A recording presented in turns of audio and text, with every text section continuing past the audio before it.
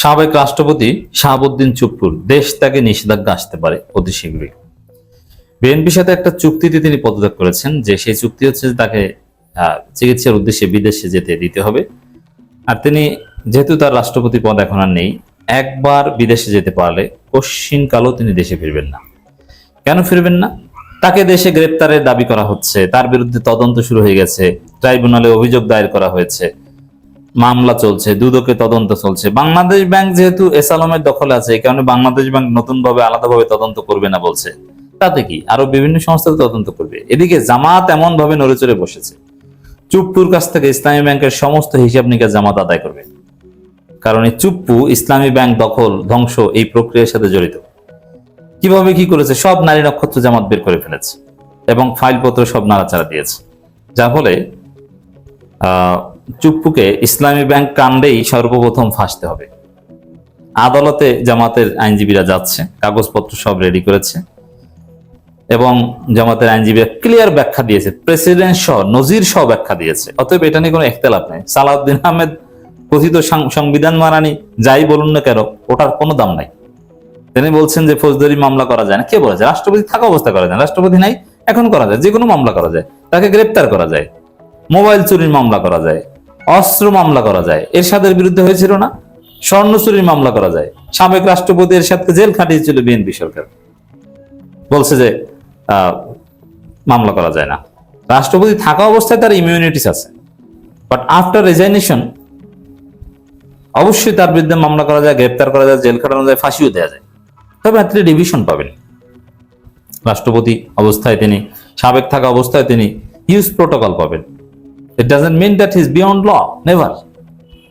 যে দর্শক, জামাতের লোকজন এই প্রেসিডেন্ট সব রেডি করেছে এবং ইসলামী ব্যাংক কাণ্ডে তার যে গোমর, সব ফাইলপত্র রেডি করে কোর্টে যাচ্ছে। এই ইসলামী ব্যাংক কাণ্ডকে কেন্দ্র করেই দেখবেন, বা আরো যেসব অভিযোগ আছে, তাতে কোর্টের কাছ থেকে সর্বপ্রথম জামাত যে অর্ডারটা আনবে চুপ্পুর বিরুদ্ধে, যে তার দেশ তাকে নিষেধাজ্ঞা, তারপরে ধীরে ধীরে গ্রেপ্তার, বা ওটা পরে পরোয়ানা জারি তদন্তের পর। কারণ রাষ্ট্রপতিকে চাইলেই তো তদন্তের আগে গ্রেপ্তার করা যায় না। আর তার গ্রেপ্তারটা হবে ভিন্ন। অন্য 10 জনের গ্রেপ্তার, রাষ্ট্রপতির গ্রেপ্তার একরকমের না। হয়তো বা তার বাসায় একটা গ্রেপ্তার, ওইটাকেই হাউস অ্যারেস্ট দেখাবে, অথবা ঢাকার বাইরে বা একটা নির্দিষ্ট জায়গার বাইরে যেতে পারবে না, ওইটি would be one kind of arrest. দর্শক, জামাত ইসলামী ব্যাংক নিয়ে সর্বপ্রথম এই দেশ থেকে নিষেধাজ্ঞাটা আদায় করবে। বিভিন্ন সোর্স বলছে, যদিও বিএনপির এস আলম অংশ সিরিয়াসলি শাহাবুদ্দিন চুপ্পুকে সেফ এক্সিট দিতে চাচ্ছে, বিএনপির আরেকটা অংশ তাকে আটকাতে চাচ্ছে। এই সব পরিস্থিতি একত্র করলে মিনিমাম শাহাবুদ্দিন চুপ্পুর দেশ থেকে নিষেধাজ্ঞা আসতে পারে। এতে বিএনপিরও একটা অংশ চায়।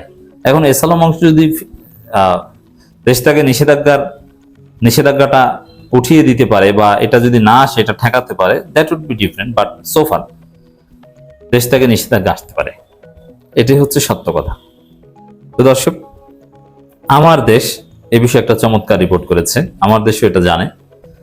খবরটা দেখেন। ফেসে যাচ্ছেন চুপ্পু। এবং চুপ্পু, যে বিষয়টা আবারও ক্লারিফাই করতে হয়, যে হ্যাঁ, চুপ্পুর সাথে বিএনপি সরকারের চুক্তি হয়েছিল যে আপনি সেফ এক্সিট পাবেন, সমস্যা নেই। এখন এই ধরনের কেসের ক্ষেত্রে এটা 90% ক্ষেত্রে এটাই হয়, যে আগে যে চুক্তি থাকে পরে চুক্তি মানা হয় না। এখানে বিজয়ী পক্ষ যা চায় ওইটি পরবর্তীতে চুক্তি।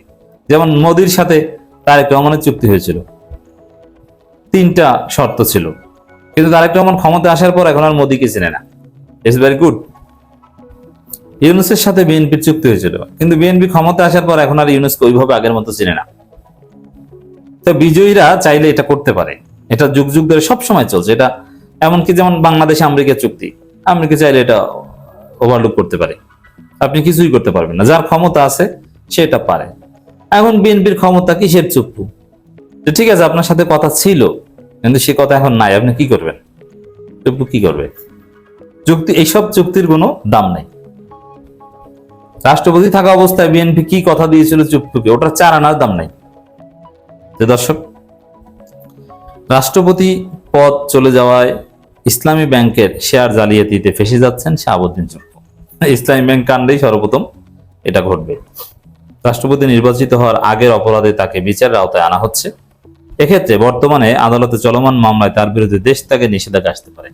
আর যে ধরনের অভিযোগ, যে ধরনের মামলা, যতটুকু এভিডেন্স আছে চুপ্পুর বিরুদ্ধে, জাস্ট তার উপর ভিত্তি করে দেশ থেকে নিষেধাজ্ঞা দেওয়ার শত শত নজির বাংলাদেশে আছে। অতএব এটা শিশির মনিদের জন্য মোটেও কঠিন কিছু হবে না শাহাবুদ্দিন চুপ্পুর উপর দেশ থেকে নিষেধাজ্ঞা ইম্পোজ করাতে বাই দি কোর্ট। জানা গেছে চুপ্পু ছাড়া এ মামলায় অন্য সবার বিরুদ্ধে ইতিমধ্যে দেশ ছাড়া নিষেধাজ্ঞা দিয়েছে আদালত। ভেরি সিম্পল, প্রেসিডেন্স আছে অলরেডি, এটা নিয়ে বেশি কোর্টে হিয়ারিংও করতে হবে না, অটো সাবমিশন হবে।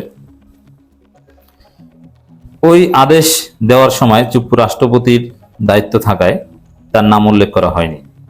ইসলামী ব্যাংক সংশ্লিষ্টরা মনে করছেন এখন চুপ্পু নিষেধাজ্ঞার আওতায় চলে আসবেন।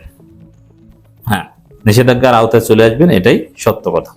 যদি মিনিমাম আইনের শাসন থাকে, আইন আদালতের যদি সামান্যতম এক্সিস্টেন্স বাংলাদেশে থাকে, রুল অফ ল থাকে, অবশ্যই তার বিরুদ্ধে দেশ থেকে নিষেধাজ্ঞা আসতে হবে। এবং আমি বিশ্বাস করি এটা শিশির মনিররা আদায় করে ছাড়বেন। দেশ থেকে নিষেধাজ্ঞার যে ইম্পোজ, এটা আদায় করে ছাড়বেন। রাষ্ট্রপতি দায়িত্ব নেওয়ার আগে চুপ্পু জেএমসি বিল্ডার্স এর প্রতিনিধি হিসেবে ইসলামী ব্যাংকের পরিচালনা পর্ষদে যুক্ত হন। প্রথম দিনে ব্যাংকটির পরিচালক ও পরে ভাইস চেয়ারম্যান হিসেবে দায়িত্ব পালন করেন। জুলাই বিপ্লব পরবর্তী সময় ইসলামী ব্যাংকের নতুন পর্ষদ শেয়ার জালিয়াতি বিষয়ে আদালতে দ্বারস্থ হন। ইসলামী ব্যাংকের রিটের পর হাইকোর্ট বিচারপতি আশরাফুল কামাল ও বিচারপতি ওয়ালিউল ইসলাম গত বছর 11 মার্চ 3টি নির্দেশনা রুল জারি করেন। নির্দেশনা 3টি ছিল: 5 আগস্টের পর ইসলামী ব্যাংকের বোর্ড ভেঙে দেওয়ার আগের বোর্ড পরিচালকরা ঋণ জালিয়াতি জড়িত থাকায় আদালতের অনুমতি ছাড়া বিদেশে যেতে পারবে না, তাদের ব্যাংক হিসাব জব্দ থাকবে এবং কোম্পানি জেএমসি বিল্ডার্স এর কোনো শেয়ার হস্তান্তর করতে পারবে না, মানে যেটাকে বলে শেয়ার ফ্রিজ। পাশাপাশি বাংলাদেশ ফাইন্যান্সিয়াল ইন্টেলিজেন্স ইউনিট এই বিষয়ে প্রতিবেদন দাখিলের নির্দেশনা দেওয়া হয়। পরে 2025 সালের 29 অক্টোবর প্রতিবেদন দাখিল করে বাংলাদেশ ফাইন্যান্সিয়াল ইন্টেলিজেন্স ইউনিট, কিন্তু দীর্ঘদিন এই বিষয়ে শুনানি হয়নি। আদালতের জমা দেওয়া সেই তদন্ত প্রতিবেদনে জেএমসি বিল্ডার্স এর মাধ্যমে ব্যাংকের শেয়ার নিয়ন্ত্রণ এবং এসালম গ্রুপের স্বার্থ রক্ষায় চুপ্পুর ভূমিকার কথা উল্লেখ করা হয়েছে। এর মানে চুপ্পু অলরেডি ফেঁসে গেছেন, তার বিরুদ্ধে তদন্ত প্রমাণ সব রেডি, একদম সর্বোচ্চ পর্যায়ে তদন্ত। ফাইন্যান্সিয়াল ইন্টেলিজেন্স ইউনিটের রিপোর্ট সব কোর্টে সব রেডি। জাস্ট বিষয়টা ছিল এতদিন তিনি রাষ্ট্রপতি ছিলেন, যার ফলে রাষ্ট্রপতির বিরুদ্ধে আইন অনুযায়ী কোনো ব্যবস্থা নেওয়া যায় না, রাষ্ট্রপতি আইনের ঊর্ধ্বে, এটা সাংবিধানিক অধিকার তার, যার ফলে এতদিন কিছু হয়নি। এখন রাষ্ট্রপতি নাই, এই রেডিমেড কেসে তিনি ফাঁসবেন, প্রমাণিত কেসে। Just only because of being president এতদিন ইমিউনিটিস পেয়েছেন, এবার খেলা হবে। অতএব অচিরেই রাষ্ট্রপতি চুপ্পুর বিরুদ্ধে দেশ থেকে নিষেধাজ্ঞা আসতে পারে ইনশাআল্লাহ।